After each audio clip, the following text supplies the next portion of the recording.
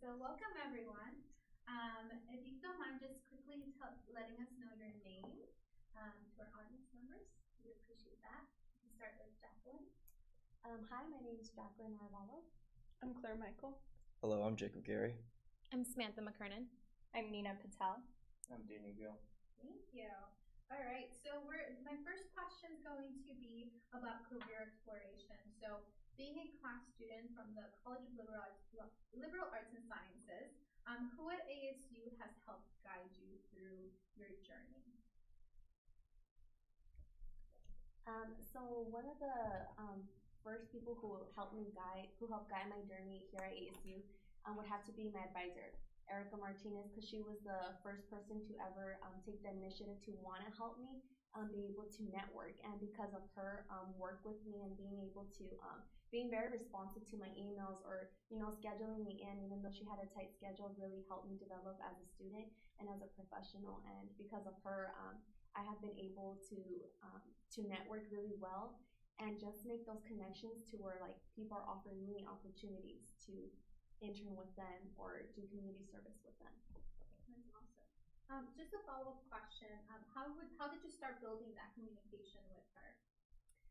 So initially it just started with her asking me a little bit about myself and me being able to open up to her, as to like what my goals are, what my dreams are, what I wanted to be in the future.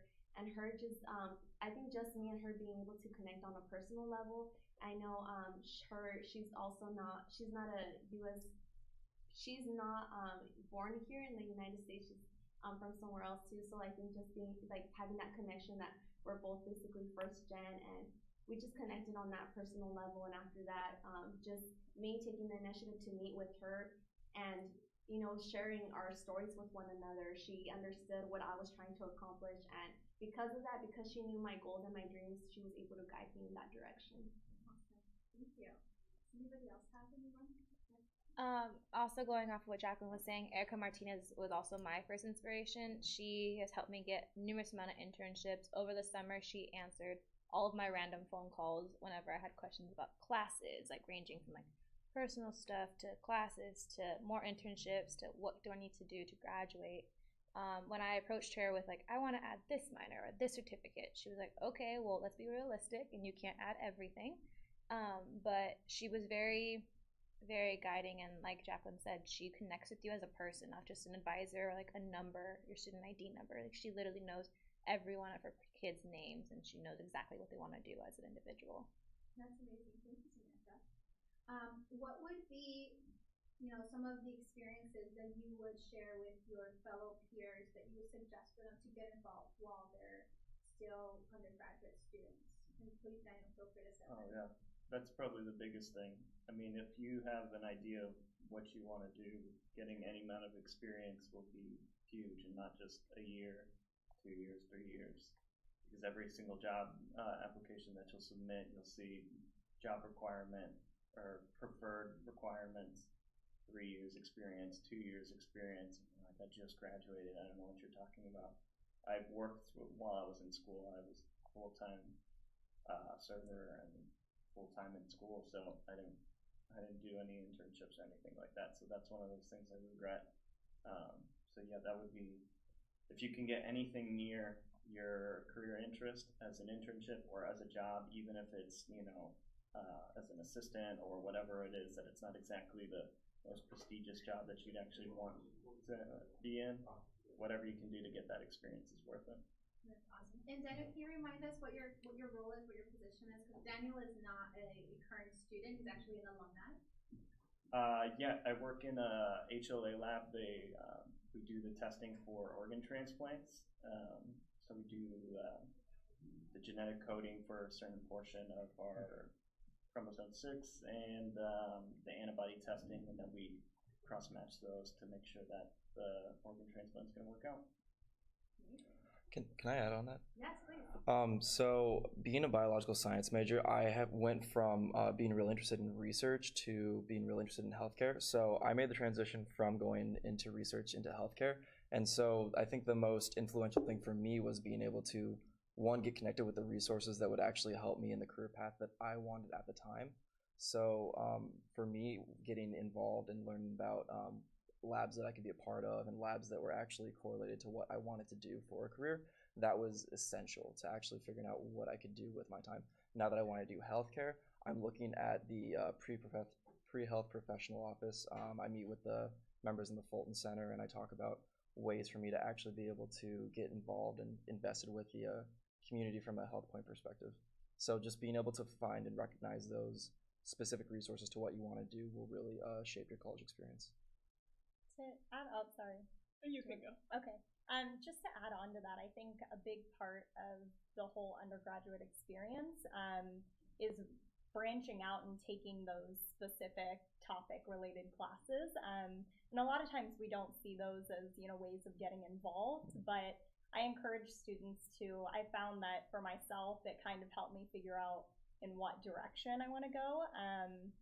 So if it's just something that kind of piques your interest, or it's a professor you heard great things about, I find that those professors often have interests that may align with yours, which could help you follow like a certain career path, or kind of narrow down what exactly you're interested in. Kind of going off of that point, I very specifically chose two of my minors, construction management and then a certificate in geographic info science, because those complement urban planning, and I feel like those have made me prepared for a wider range career path, but also gives me a unique skill set that when I go to apply to jobs or internships, that people are like, oh wow, she has a well-rounded view. And so really trying to see all sides of your major and all sides of your field and understand that different aspects. Thank you, everyone. All right, so my next question is, what would be some advice for a first or second year student who's just not really sure how to start finding those opportunities? Because you all are very well versed on like all of the great things to get involved with, so let's share some of that great knowledge. I think when you're a freshman, you get an email from the first year advising center, and there are seniors who want to help their freshmen, or the juniors who want to help the freshmen. And I know a lot of my friends ignored it, but I went and I got so much out of it. I bonded with her. I was so sad when she graduated, honestly, but she's the one that encouraged me to reach out and try to find different jobs, try to find different internships, like make friends with your roommate even though she's a little bit messy. Like just try to have a good time and enjoy your freshman year, because you never get that year back. I think going off of that, what she just mentioned, I think something else that people can, a piece of advice that I would give is never say no to any opportunity that is given to you. Because I think a lot of people have a mentality where like they want something fast, that matches their goal or like their dream, what they want to do. But I think it's important to realize that you do have to work your way up there.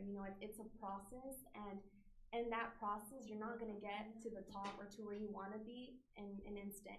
It takes time and developing, and like I mentioned before, networking and being able to realize that it's okay to have like an internship or like do something really small. Say it's like a month-long internship. Like it's okay. Like that will help you get the experience to apply for better internships and get the positions that you actually want to be getting. Yeah, I know my first two internships, they weren't really related to my career path at all, but I developed skills that transfer over, like just basic office skills. Nobody knows that when you're a freshman, and emailing and all of those things that you learn. So even if it's not necessarily related, you can still learn skills and make the most of it. And then also other ways are like volunteering with an organization consistently and building that network, but also gaining skills while you do it.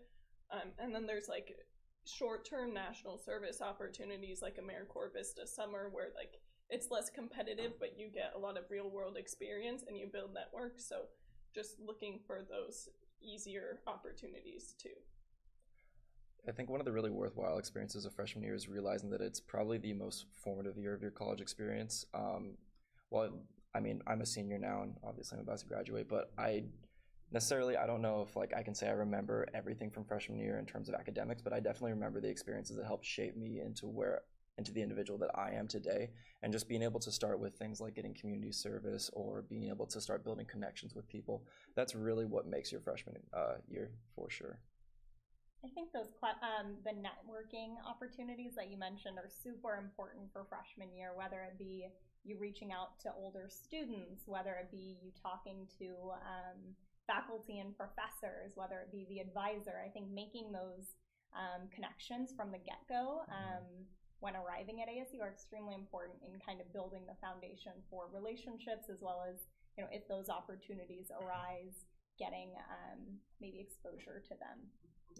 Yeah, finding a mentor in your field could be really good, and a lot of like professional organizations, like there's an urban planning one that connects people who are working in the field with students to mentor them, and I know that other professional organizations do that too, so like taking advantage of resources. Awesome, thank you. All right, so now thinking back to your first year self, what would be some advice you would give yourself about academics? What would you suggest, you know, to that first year student of, you know, walking in their first class? What would you suggest about their academics that you hope you have gained from your first classes? I don't know if it was ever stressed enough to me, and it definitely was. I'm being a little bit sarcastic when I say that, but your GPA is important. Your GPA is so important. I know that now going into healthcare, it's something that a lot of people look at, and it's not necessarily telling them this is what I know and I'm a smart kid, but it's showing them that you're at least committed enough to your studies that you're willing to get the GPA that they're asking you to get. So definitely keep up on your GPA for sure. I think Go ahead. I think one of the things that's like important as a freshman is understanding that there are so many resources out there, and not to be afraid to ask somebody for them. Like the tutor center, take advantage of it. The office hours for your professor, take advantage of it. Like they're willing and helping you and set those office hours to help you. So don't be afraid to say, I need help. Along with that, I think, for me at least, I think balance is extremely important for freshmen who come in extremely eager. And so with that said, I think it's important for students to not only, for me, for example, I'm on the pre-med track, but with that said, I think a lot of times kids are like, you know, I need to do the bios, the chems, all of these classes together at one time. But with that said, I think it's important to take classes on top of that maybe feed your different interests, right? So for me, that was politics. So taking that policy class along with the bios, the chems, to kind of break up what you're doing day to day. For me, I had my 4 years of classes planned out from my freshman year because I just like to plan things, and that was really useful. It changed a lot, but I've got 2 minors and 2 certificates, and I was able to do that because I planned my classes so strategically. So doing stuff like that, so you have flexibility. I got all of my core classes done by the end of my sophomore year. So these last 2 years, I've been able to focus on just my minors and certificates.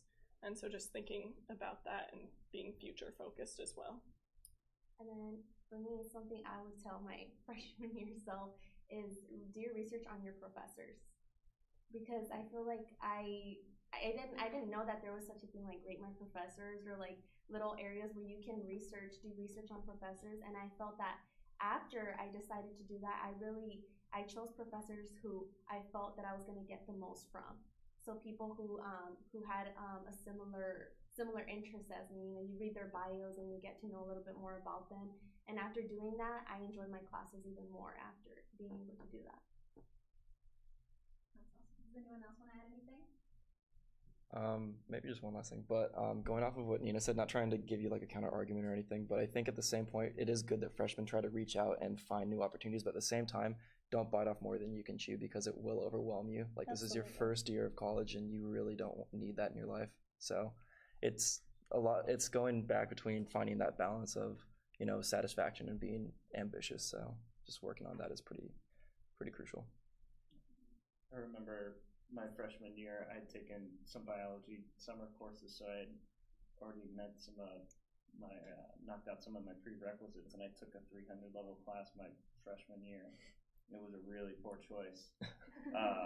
But actually just finding a study group later in that year and actually learning all those study habits and getting together before you would go out socially was such a huge thing for me.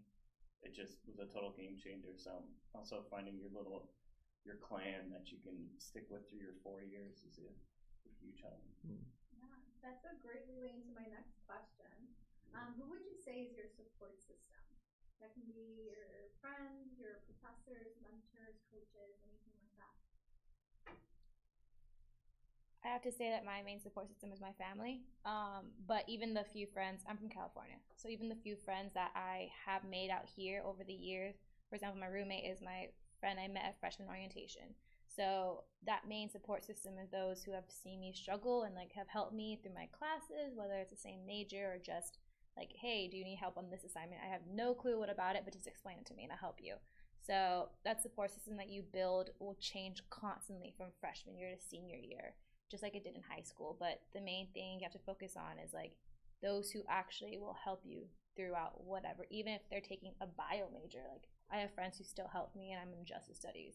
So I think your support system will evolve, but your main ones will always be your family. No, go ahead. Go ahead. No. Are you sure? Yeah, Okay. go for it. For me, I would also say family as well. Also because they, like, say when you're feeling stressed out or you just need like an escape from all the stress of having to go to school, having to have a job, having to find an internship, having to be involved in like 100 million things. It's always good to know like that your family is always there, you know, and they're kind of like the backbone, you know. And you go home and you're like, oh, I'm stressed about all these 100 million things, and if you explain it to them, even though like for example, my parents never went to college, they understand what stress is, you know. So even though they didn't experience college, they understand what that stress is and are able to give me the best advice for that stress. Like they're kind of just the way that they speak to you, you know, like they tell you, like, no, I believe in you, you're your first generation, you have to get, you know, you have to break the chain and you have to continue going for future generations to come. I think with that said, for me at least, I found that confiding in a lot of times students who kind of have gone through the process already, were older, I found that it was helpful to kind of, you know, talk through either, you know, OChem is stressful right now, you know, how do I get through that? Talking to students who have gone through that process is really, I think, insightful, and having that relationship with someone to kind of relate with you on those topics is important. Yeah, because I especially don't think, I never met too many people that took OChem and were like, it was easy and I loved it and it was a tremendous experience. They all had their different ways of going about it and getting through it. And for me, it was just living in that tutoring center, that chemistry tutoring center, and having friends that had similar career goals, that had great study habits, and just spending time with them and kind of leeching off some of their study habits to me. So yeah, for me, it was definitely my friends and the resources here available on campus were kind of just always, all the TAs that would be in the tutoring centers were just kind of like always calm and always helpful, and it kind of restores sanity and balance when you're kind of losing it and you don't understand something, and they just like, you know, slow it down for you, break it down, and then it all ends up being okay. Right, I'm gonna switch gears a little bit. What are some experiential opportunities you've had where it might have been not necessarily directly to your industry, but definitely helped guide you to like that answer? You might have been questioning like, is this right for me? Maybe it's not so much. Have you had an experience or been a part of an organization or a club that has, you know, guided you through that? So for me initially, because I want to be a lawyer, so initially like I didn't know what type of law I wanted to go into. You know, it was like, do I want to do corporate law? Do I want to do criminal law, immigration? And after volunteering with the Young Center, I wasn't of age yet. So the Young Center is basically an advocacy organization for unaccompanied minors. And I wasn't 21 yet, so I wasn't able to be an advocate. But after going to the trainings with them since like 2016, I learned more about what immigration is. Because although I have family members, or, you know, a lot of my closest friends are immigrants, I don't fully understand what it means to be an immigrant. I don't know if that makes sense, but after being able to volunteer with them and see the other side of a child who comes alone, undocumented, you know, what rights do they have in this country? And I kind of feel like that fueled my passion to want to help the immigrant community, and therefore that helped solidify what path of law I want to take. I just got done finishing. I just finished an internship at the Arizona Coalition to End Sexual and Domestic Violence, and kind of going off of what you just said, I've already known like I wanted to be a prosecutor to put human traffickers away and help the human trafficking community. However, I didn't know how to get there, and so that this past internship showed me that there's so many different aspects out there to help human trafficking victims. That there isn't just one way or this way or that way. Like, and plus it's different too. You can read about human trafficking, you can read about domestic and sexual violence, but you were never a victim. If you were never a victim, you will never know to be in their shoes. And so being in that internship, it showed me that because you read about it doesn't mean you personally were there. So just have that mindset of, I can empathize with you, but I'm not going to try to understand you because this is what you are and this is where I am. So there's so many different aspects I'm trying to help. So internships, meeting with advisors, meeting with different people, talking to different people is going to help you expand your knowledge in so many different fields that help you figure out what you want to do. I had a summer internship last summer over at the Mayo Clinic Scottsdale campus, and it was a research internship, and it was unique to me because while I've done research since my freshman year, I never actually did one where I was strictly working in industry and actually working side by side with people that this is, professors and everything, that's their job too, but I mean, that's what people, like at Mayo Clinic, just going in and doing research day to day is exactly what they do every single day. And it was a very eye-opening experience because it really showed me that what their life is like on the day-to-day in their workplace. And it kind of made me realize that that's probably not what I want to do for a career. I still like research. I might end up doing it as a hobby, but it wasn't for me. And I'm glad that I had that experience prior to actually graduating because I can make the necessary steps to get into healthcare. So now I've got a job lined up at a burn center in Phoenix, and I'm going to be working at a PT clinic in North Scottsdale. So I made those connections early on, so everything just happened to work. For me, my first internship that was like really ingrained in my field was at Cypress Creek Renewables, and I was just mapping electrical grids, and so that was related to GIS and also urban planning a little bit. And that was so fun, and I enjoyed it so much that like any doubts I had, because I'd enjoyed my other internships and thought about maybe going into those career fields, but any doubts I had like went away because it was just so fun and I enjoyed it. So like trying different things is good to see what you like, but then also to confirm if you really want to do what you think you want to do. So for me specifically, I found that at least in the beginning of coming into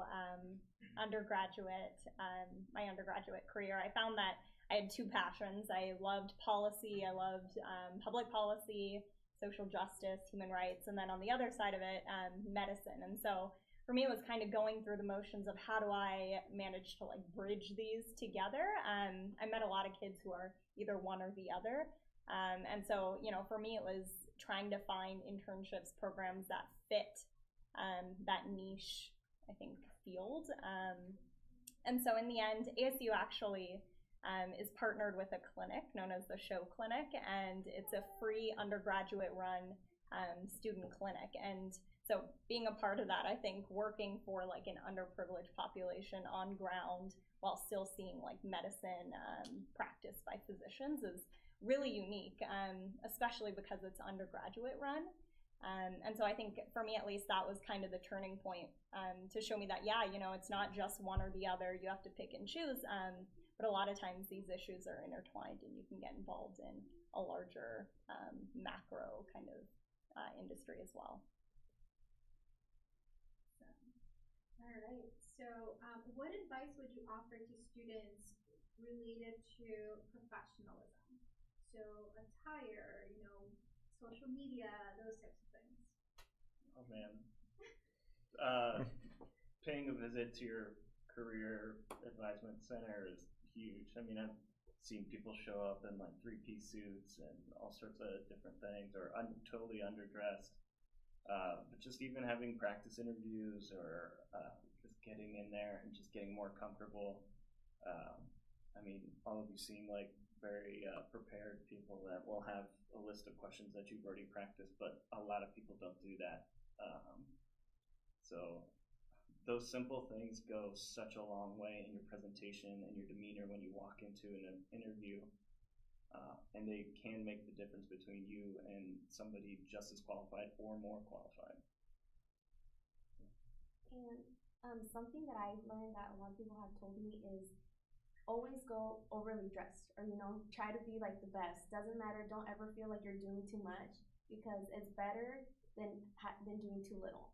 And like as far as like dressing, wear a coat. And if you see everybody in the room, you'll walk in the room and yes, you'll stand out at the beginning. But I mean that can be a good thing. But if you don't feel comfortable being that person who stands out, you can always take that coat off. So that's something that I've always learned. Always try to do more than do too little.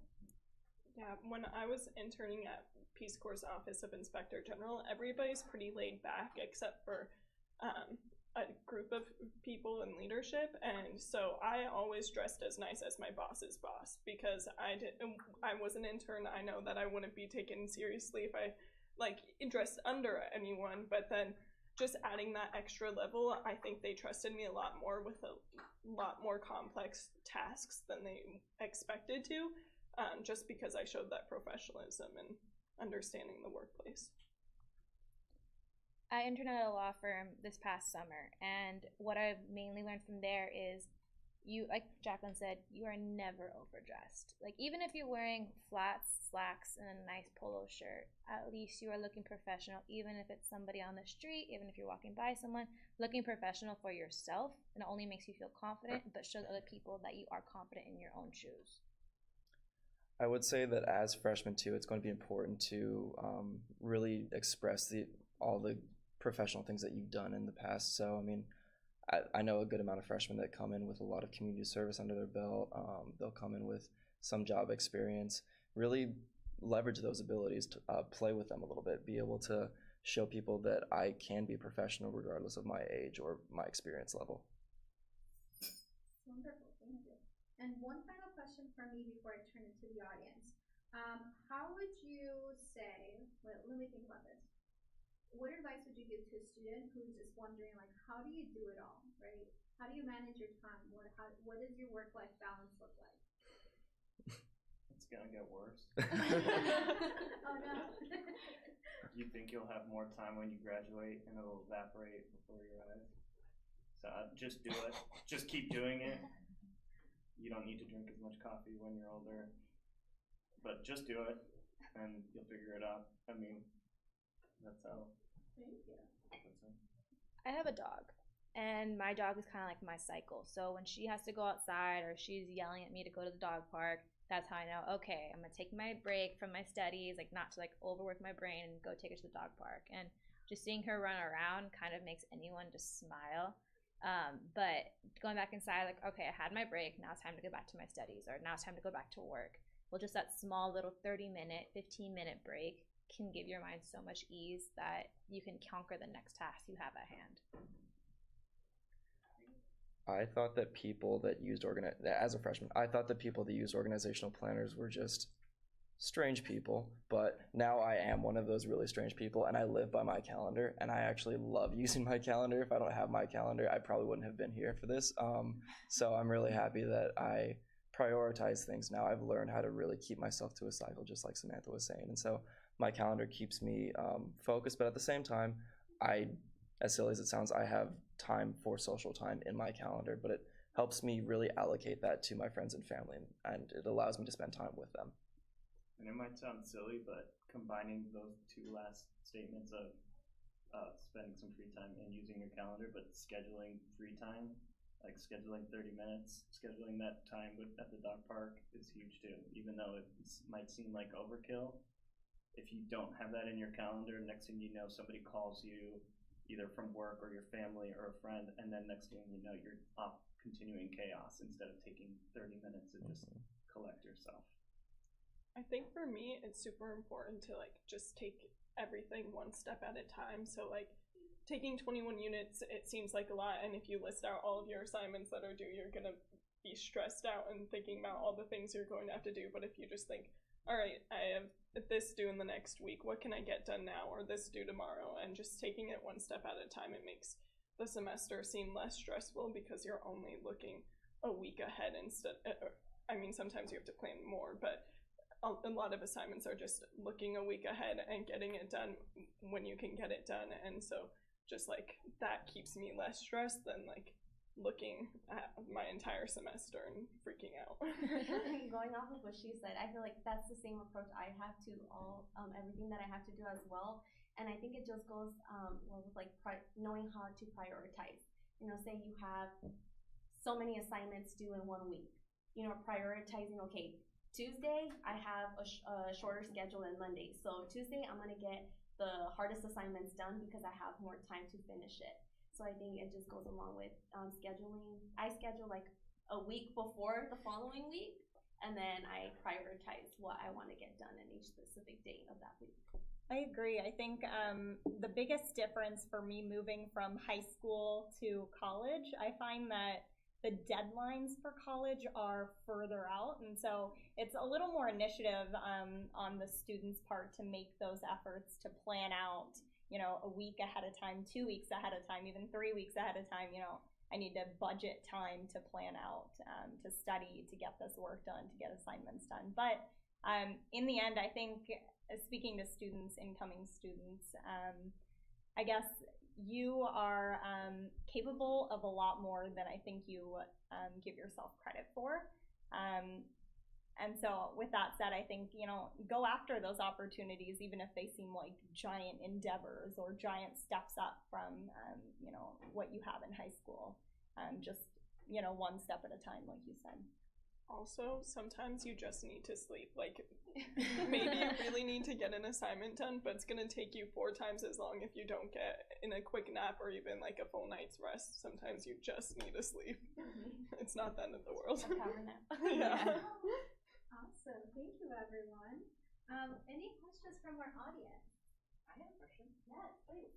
So it's kind of a complicated question, but at what point did you start looking at your next path in your education career? What steps did you take? Who did you talk to? What was your journey with continuing your education? Freshman year, I walked into my advisor's office and had this entire plan laid out for me. And it wasn't accurate because obviously you're going to change your mind a few times, but your advisor is literally your main tool. Like, your key to get everything you need to get done. Like, I get everything done because I know that she has my back. Got my internships through her, got my 21 credit override through her. Like, literally, like, she is your key to success. For me, I found that coming into college, I had these like abstract ideas of what I was interested in, and slowly taking classes, and specifically like upper division topics classes, I find were very important for me in order to, you know, see, okay, is global health policy the route? Is, you know, human rights and social justice the route, right? And so for me, those classes kind of sparked my interest or kind of turned me away from certain topics. And then from there, I kind of went to talk to professors who normally kind of invest their lives in these topics, and hearing about, you know, the options within those fields and, you know, the different pathways within niche fields, I think were really important to me. Yeah. I just surfed like the urban planning website and found all the different opportunities, saw that they had a 4+1 master's program, and I did this freshman year because I wanted to know what was out there.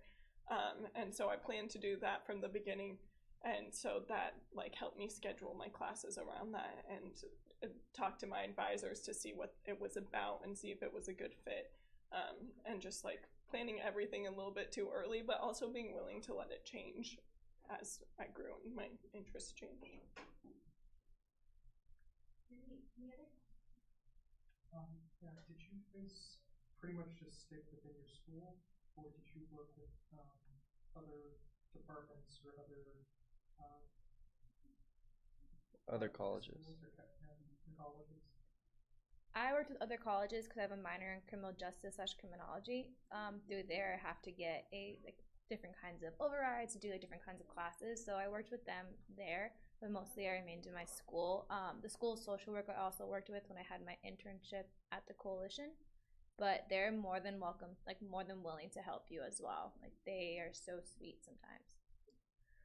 So since I wanted to change career paths, I actually thought that I would have to do that, that I would end up probably just switching my major and just becoming pre-med, but I came to find that most people that, I mean, anyone that wants to go to med school is essentially pre-med. You go, you take the MCAT, whatever your major is. I have a friend who's doing business and she wants to go to med school, so I mean, she's playing to her strengths, but she's also a really good test taker, and she just believes that if she actually wants it bad enough, she's able to do both business and medicine.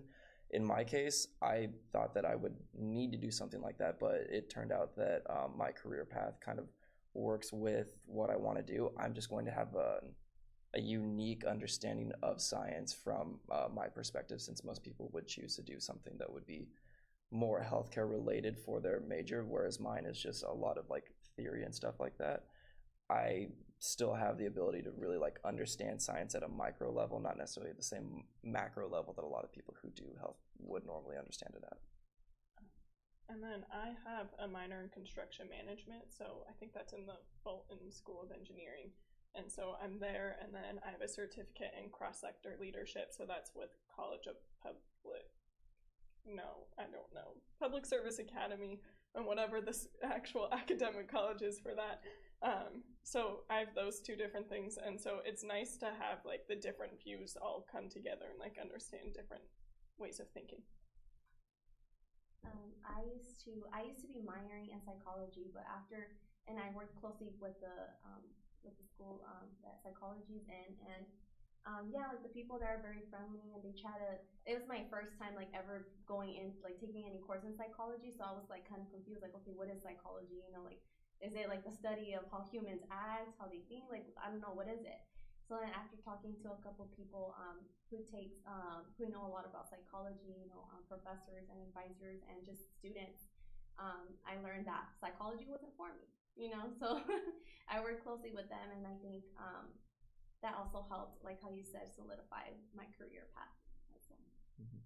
Yeah, and then for me, I guess I've worked with in downtown the medical innovation school, and so for me specifically, I think it's so important to have like different perspectives come in, and kind of understanding. So I think the perspectives from say like a social work school versus CLAS is so different, but I think it's very interesting either hearing from them or taking some of those classes beyond your college are really important to just at least bring you outside your norms. So where does finances work within your life? Like where do you kind of set aside figuring out how much debt you want to accumulate, or are to pay the loans? What's that like? I was very blessed to have parents that were willing to help me out, but at the same time, I got a lot of scholarship money. So, both very big blessings, and it just shows that high school did pay off quite a lot, actually. But just being able to really understand what a budget is as a young person probably isn't the easiest thing in the world, and that like you really have to be smart about how you spend your money and where it goes, and then just being able to build that up over time and being able to pay for things that you need, tuition, books, all of that. But at the same time, also having enough money to have a social life as a young person too is probably something that I would say you shouldn't ignore at all. So you should really learn how to budget yourself. Like me, for example, I'm also blessed. Like my parents do help me financially a lot, and I also have scholarships and money that I can use towards my tuition. Sometimes people get that refund check and they want to go crazy with it. But you have to think, you have to plan ahead what you're gonna do with that money. For example, say you want to get into law school, like the best plan for you to have for the use of that money is to save it for law school, or to save it to be able to afford an LSAT prep course that can cost up to $3,000. Using that money for the future. I feel like that's the best way for you to budget any type of money that you receive back, or any money that your parents give you. Say they give you a budget of like, say $300 a month. Set aside $20 each month and just put into a savings for grad school. Because I know like a lot of grad school, I know it's harder for you to get scholarships then, so you would always have that money to fall back on. I think the beauty of ASU is there are so many ways that they're willing to work with students to make it reasonable financially for them. And then I think for me, at least, a turning point was I found the scholarship portal where they have every scholarship internally and externally laid out, and you can filter it. And so for me, getting those like extra scholarships to cover, whether it be books or housing or some of those extra costs, were really important. And so that scholarship portal was kind of a game changer for me to get access to those. I personally, I keep an Excel sheet and I keep track of everything I spend money on. I like categorize it into different things, and then I also keep track of my income, and I can kind of see the difference, and so I can immediately put the difference at the end of the month into my savings. You definitely open a savings account. I didn't do that until last year, but like doing that freshman year and then actually being able to set aside money and say I'm not going to touch this is really good. And then just finding ways to save money, just being cheap. If you go out to dinner with friends, get something small, like get a sign. It's a good way to save money. Rent your books. Yeah. Like on Amazon. Comfortable with your loan terms is huge. There's a lot of different ways that the loaner will help you, depending on your career choice. You know, if you choose an income-based repayment plan for 10 years and you never miss a payment, you're always on time, they'll forgive a portion of your loans. If you want to go pay it for 25 years on time every single time, they'll forgive the rest of the loan. So there's options out there, and it's not, the loan agencies are actually pretty great, and they'll work with you. And there, I mean, I kind of wish I would have done that, done a income-based repayment plan. I try to go above and beyond on my payments, and my goal is to have it done before my 10-year plan. And then as you kind of just progress in your career, that becomes more and more of a viable option. You know, budgeting Excel sheets are great. There's also websites that'll just do that for you, and then you can kind of see it in pie charts and make it a little bit easier of like, oh, I spent X amount on this. Oh my God, I can't believe I did that.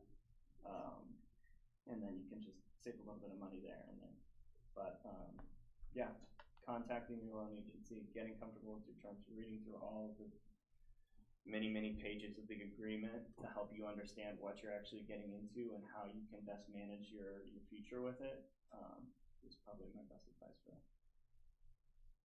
Thank you. Well, that wraps up for us.